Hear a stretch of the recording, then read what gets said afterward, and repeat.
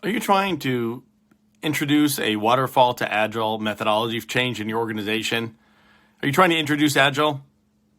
They're both difficult challenges, and I have some ideas for you. Hi, I'm Peter Nichol, Data Science CIO. One of the challenges and the biggest thing you should start with is what is the business driver?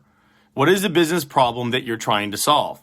And start with the basic business problem and define what it is you're trying to accomplish. A lot of times we run too fast and really don't take time to understand what the real requirements are. You've heard changing wheels on a moving car and changing wings on a flying plane. It's the same type of a principle when we're thinking about Agile.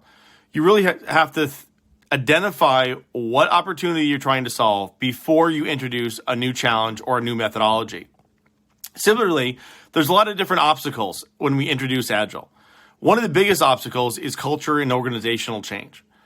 So when you think about going into an organization and making an impact, the first thing you have to think about is people don't like change. People just hate changing. I recently talked to a CIO of a large health plan in the United States, and they have a multi-year $500 million Agile transformation. Part of that understanding was that 20% of all staff would be turned over, most likely over the result of 3 years, which initially just blew my mind. But then I started to realize that, you know what, this is probably not unreasonable when you're introducing that much organizational change. Second is trying to understand what the sprint velocity is. Often we just go in and we have hybrid teams of internal employees and contracted individuals.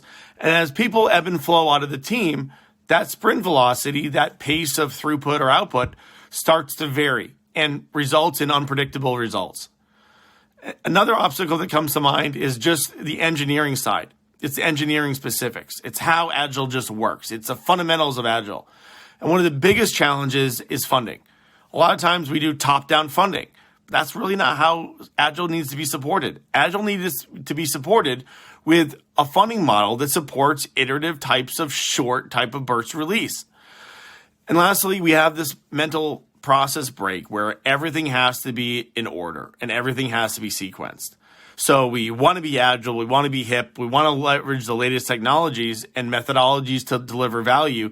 Yet when we ultimately tee up the work, what do we end up with? We end up with a linear Gantt type of roadmap that doesn't allow for iterative design and other types of unplanned activities.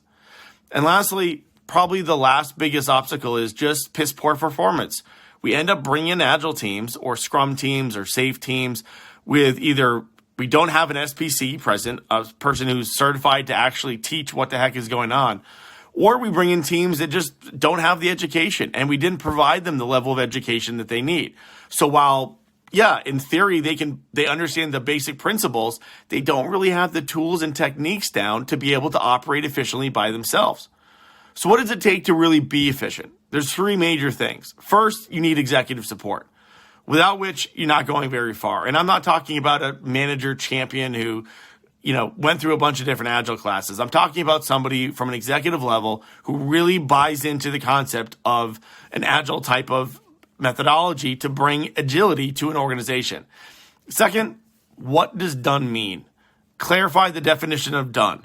This isn't just, done from a project perspective. It means when's a feature completed? When's an epic completed? When is a value stream completed and actually delivered and done? What does that really mean? A lot of times you have the purest version of done, and then you have every company's interpretation. So take a minute to truly understand what that means. And lastly, don't scale while moving. If you have 5 people, great. Build an Agile methodology around those 5 or 10 people. If you have 100, or you're planning to go up to 100 or 200 or 500 or whatever the number is, think about scale today before you start to build and bring on teams immediately. And lastly, when we think about whether we're talking about Scrum or Agile or SAFe or whatever the methodology is, they all have one thing in common, and that's to produce consistent results.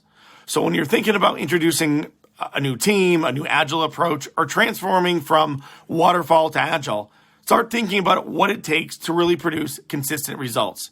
If you found this video useful, that's great. Check out my books, Think, Lead, Disrupt, and Learning with Value, both available on Data Science CIO. I'm Peter Nichol, Data Science CIO. Have a great day.